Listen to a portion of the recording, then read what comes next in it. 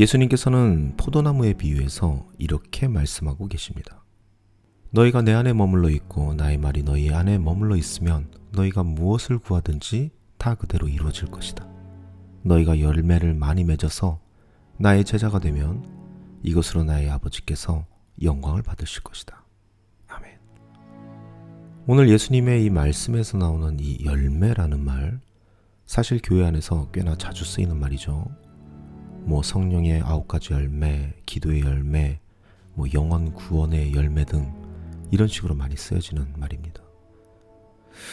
그렇지만 사실 이 말은 교회 안에서만 쓰여지는 말은 아니죠.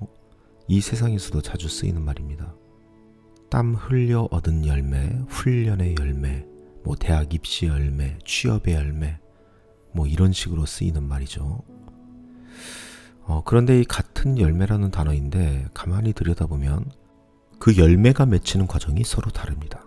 세상에서 맺히는 과정과 교회에서 맺히는 과정이 다르다는 것이죠. 정확히 말하면 이 열매라는 말 자체가 어떠한 결과를 비유하는 말인데 그 열매가 맺히는 원리가 세상과 교회가 서로 다르다는 겁니다. 한번 이렇게 생각해보죠.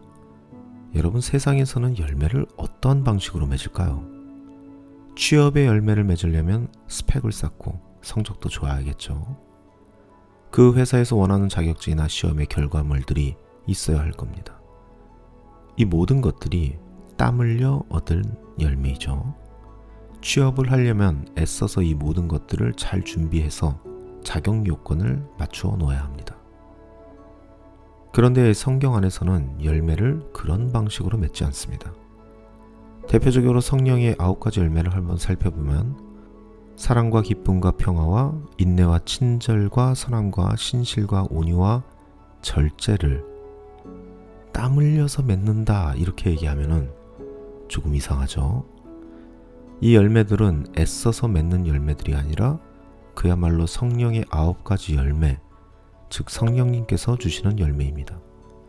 오늘 말씀에서 예수님께서 말씀하시는 열매도 어떻게 보면 기도의 열매라고 할 수 있는데 그 열매 역시 무언가를 애써서 맺는 열매들은 아니죠. 즉 이렇게 말할 수 있습니다. 세상은 열매를 사람의 노력과 애씀의 결과로 표현하지만 교회 안에서는 열매를 하나님께서 주시는 것으로 표현하고 있다는 것입니다. 오늘 본문에서도 그 열매가 구하면 맺힐 거라 말씀하십니다. 즉 예수님께서는 이 열매를 구해서 맺게 된 열매라 말씀하시는 겁니다. 땀 흘려 맺은 열매가 아닙니다. 구해서 얻은 열매라는 것이죠. 사실 이 원리는 오늘 본문에서만 나오는 얘기가 아닙니다. 성경 전반에 걸쳐서 나오는 원리입니다. 성경에 나온 병고침 역시 모두 구해서 얻어진 겁니다. 죄사함도 구해서 얻어지는 것이죠. 여리고 성이 무너질 때도 이스라엘 백성은 창칼을 들고 애쓰지 않았습니다. 엘리야 역시 구함을 통해서 이스라엘에 비를 내리게 한 것이고요. 성경에 기록된 모든 열매들은 언제나 그 열매를 맺게 하시는 주체가 하나님이십니다. 우리 인간이 아닙니다. 우리 인간의 노력의 결과물이 아니죠. 자, 그런데 여기서 하나의 문제가 발생합니다. 우리는 분명히 세상에서 태어나 세상의 가르침 안에서 세상의 논리를 배워왔고 그 배운 것을 따른다면 열매는 애써야 열리는 겁니다. 그런데 그 세상의 논리가 이 교회 안으로 침범해 들어오게 된다는 것이죠. 그래서 우리는 구하긴 하는데요. 그 구하는 행위에 이 세상의 가르침을 살짝 올려놓습니다. 바로 애써서 구하는 것이죠. 그래서 오늘 본문을 읽을 때도 그 쓰여진 그대로 읽기보다 구한다라는 그 동사에 애씀이라는 단어를 슬그머니 집어넣고 싶은 겁니다. 그리고 그 구하는 행위보다 그 애씀이라는 단어에 더 의미를 두게 되는 것이죠. 이렇게 하면 안 됩니다.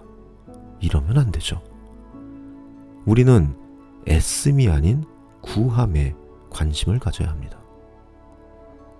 여러분, 무언가를 구해서 얻게 된다는 건 애써서 구하는 것이 제1원칙은 아닙니다.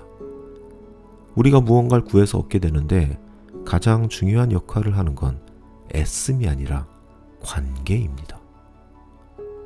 여러분, 생전 처음 보는 길 가던 아저씨를 아무리 졸라봐야 무슨 소용이 있겠습니까?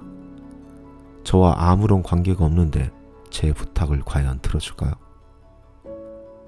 저와 아주 밀접한 관계를 맺고 있는 나의 아버지에게 구해야 얻을 수 있는 것이겠죠. 그래서 예수님께서도 이렇게 말씀하시는 것이죠. 너희가 내 안에 머물러 있고 라고 말이죠. 구하는 것은 애씀이 먼저가 아니라 예수님 안에 머물러 있는 것입니다. 왜냐하면 예수님 안에 머물러 있어야 하나님과 우리가 관계를 맺게 된다는 것입니다. 예수님께서 우리의 중보자가 되셔서 하나님과 관계를 맺고 있다는 것이죠. 이것이 바로 십자가의 은혜이고 이 십자가의 은혜 안에 머물러 있는 것, 이것이 우리의 기도의 제1원칙이 되어야 하는 겁니다. 애씀이 아니라 말이죠. 많은 분들이 이 기도가 이루어지지 않는 것에 대해서 많은 실망을 하고 있고, 그렇기 때문에 오늘과 같은 이 본문을 그저 기대 없이 보시는 분들이 많은 것 같습니다.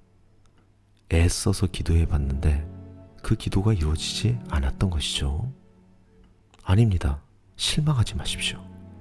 애써서 못 받았다고 너무 낭망하지 마십시오. 우리의 기도가 이루어지지 않는 것은 애쓰지 않아서가 아니라 오히려 우리가 알고 있는 그 예수님이, 우리가 알고 있는 그 하나님이 성경에 기록된 분들이 아닐 수 있다는 것이죠. 그동안 많은 설교자들과 많은 종교 지도자들이 성경에 기록되지 않은 예수님과 성경에 기록되지 않은 하나님을 가르쳐 왔을 수 있다는 것이죠. 사랑하는 여러분, 그러므로 지금 나의 기도가 이루어지지 않는다면, 그 어떤 응답도 없다면 우리가 먼저 점검해야 할 것은 지금 내가 믿고 있는 예수님과 하나님이 과연 성경에 나온 그분들이신가, 이것을 점검해 봐야 할 것입니다. 목사들이 말한 하나님이 아닌, 종교 지도자들이 말한 예수님이 아닌, 내가 읽고 내가 알게 된 그 하나님과 예수님 말이죠. 오늘 하루 그 응답받는 기도의 기초부터 다시 한번 점검하고 그 길을 걸어갈 수 있는 저와 여러분이 되시기를 간절히 소망합니다.